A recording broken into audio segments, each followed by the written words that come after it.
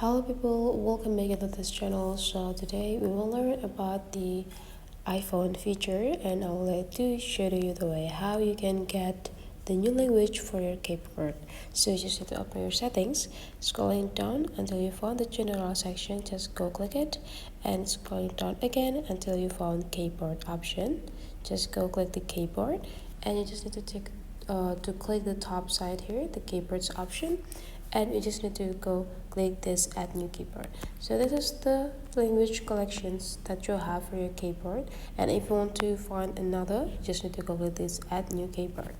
And let's say here you want to type some language and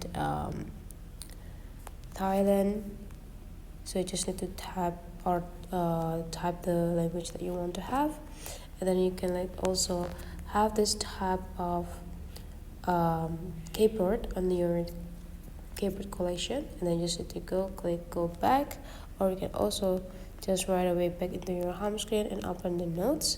And if you want to check either of those languages already available on your keyboard, is you just need to tap this globe icon here until you got the